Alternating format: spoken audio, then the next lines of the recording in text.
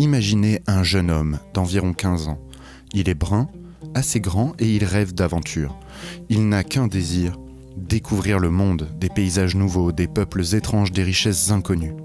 Imaginez maintenant que ce même garçon s'embarque avec son père et son oncle pour un voyage au bout du monde qui va durer en tout et pour tout près de 25 ans. Imaginez à présent que cet homme a réellement existé, qu'il a grandi à Venise au XIIIe siècle en plein Moyen-Âge, qu'il a eu la bonne idée de raconter toutes ses aventures dans un livre et que ce livre présentait des choses si extraordinaires qu'on l'a appelé « le livre des merveilles du monde ». Ce jeune homme s'appelait Marco Polo.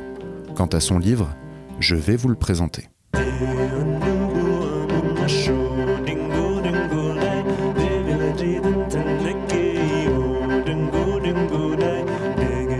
En 1492, un explorateur européen arrive en Amérique à bord de ses caravelles. Sur sa table de chevet, à côté de la Bible, on retrouve le livre des merveilles de Marco Polo. Cet admirateur de l'aventurier vénitien n'est autre que Christophe Colomb en personne. Si l'explorateur le plus connu du monde s'inspirait de Marco Polo, ce n'est pas pour rien. Le voyage entrepris par le jeune homme est absolument dingue pour l'époque. En bateau, puis à pied ou à dos de chameau, il va traverser la Méditerranée, le Proche-Orient, le Moyen-Orient, des déserts, des villes marchandes, des montagnes, puis arriver jusqu'à Kambalouk, l'actuel Pékin. Il y rencontrera le grand Kubilai Khan, qui est le petit-fils de Gengis Khan. Kubilai est aussi le premier Mongol à devenir empereur de Chine et sans aucun doute, il était l'homme le plus riche et le plus puissant du monde. Son empire s'étendait de Moscou à l'Asie du Sud-Est en passant par Bagdad, l'Iran et toute la Chine. Séduit par les qualités du jeune Vénitien, l'empereur va lui confier pendant plusieurs années des missions extrêmement importantes à travers son empire, notamment celle de collecter l'impôt sur le sel. Marco Polo rentrera chez lui une vingtaine d'années après son départ en accomplissant une dernière mission de confiance, l'escorte de la princesse Koketchine de Kambalouk jusqu'en Iran. Après son retour en Italie, il sera fait prisonnier lors d'une bataille opposant Gênes et Venise. Et il sera alors enfermé avec Rusticien de Pise, un poète qui écrivait habituellement des romans de chevalerie. Fasciné par les récits de Marco, l'écrivain va lui proposer d'écrire ensemble le récit de ses aventures. Le livre sera un énorme succès et Marco sera admiré par beaucoup, et raillé par beaucoup d'autres qui ne voyaient dans le livre des merveilles qu'un tissu de mensonges. Tu mens! Tu mens! Tu mens! Voilà en très résumé le contexte, mais laissez-moi vous expliquer de quoi ça parle.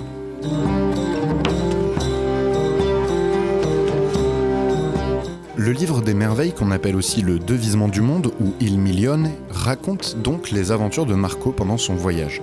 Marco est avant tout un Vénitien, c'est pour cela qu'il écrit comme un marchand qui parle à des marchands. Il livre ses bons plans, donne des conseils à propos des villes où il faut laisser reposer les chameaux, sur les territoires à éviter, sur les ressources que l'on trouve dans chaque lieu, etc. En fait, c'est presque un guide touristique. Il est très factuel et décrit tout ce qu'il voit avec une précision scientifique, mais son récit est avant tout centré sur le personnage de Kubilai Khan. Marco Polo est littéralement fasciné par cet homme si puissant. Il décrit en détail le fonctionnement de la cour de l'empereur, les richesses de son palais de Kambalouk, comment il parvient à organiser un si vaste territoire, comment tant de peuples et de cultures se sont soumis à un seul homme.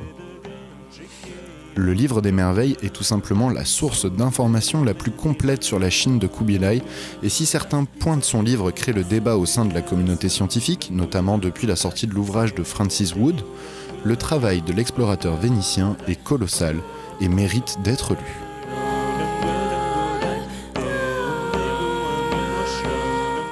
Dépaysant.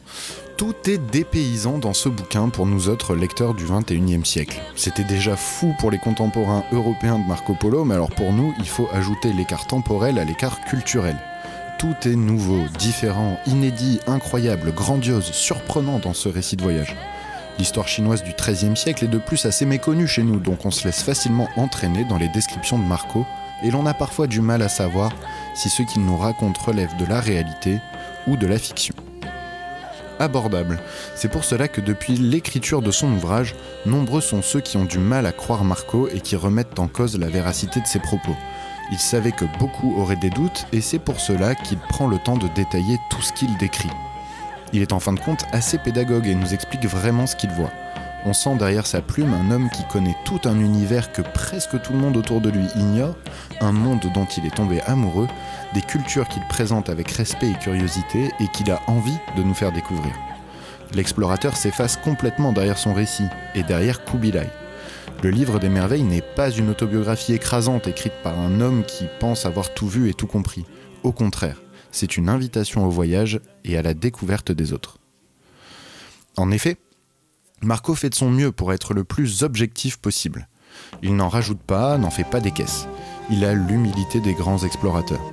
Il précise presque toujours ce qu'il a vu de ses yeux et ce dont il a entendu parler. Il est assez neutre dans le regard qu'il pose sur certaines coutumes tellement étonnantes pour un occidental du Moyen-Âge. Il essaye de les comprendre pour nous les expliquer et ne perd pas de temps dans le jugement. Court. L'édition que je vous impose pour ce livre est vraiment courte, moins de 80 pages. Et cela rend cet ouvrage accessible à tous. J'ai souvent tendance à vous proposer des œuvres assez longues, mais pour une fois ce n'est pas le cas, donc foncez, surtout si vous êtes un peu fâché avec la lecture.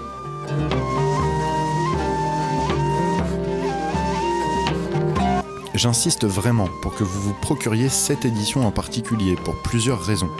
Outre le fait qu'elle est courte, bien faite et qu'une multitude d'informations sur Marco Polo sont présentées dans un dossier à la fin du livre, cette édition ne présente aucun des extraits que nous avons déjà étudiés en cours. Elle est donc très complémentaire avec ce qu'on a vu en classe et vous garantit de nouvelles découvertes. Parmi les passages du livre des merveilles choisis et développés dans cette édition, on retrouve surtout le premier voyage effectué par Niccolo, le père de Marco, et Matteo, son oncle, avant de retrouver Marco, et la description de la vie au palais de Kubilai, soit deux éléments essentiels dans le récit de Marco qu'on a à peine survolé en classe. Donc ne me parlez pas de passages qu'on a abordés au collège dans votre cahier du lecteur, puisqu'ils ne sont pas dans le bouquin.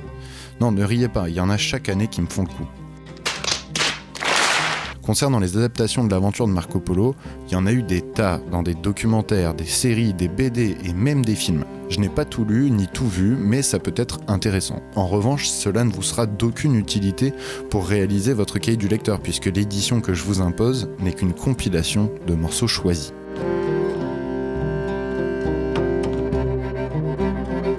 Justement, pour le cahier du lecteur, on va changer un petit peu les habitudes. Après une première de couverture notée en bonus, vous parlerez dans le grand 1 et dans le grand 2 de deux merveilles qui vous ont marqué.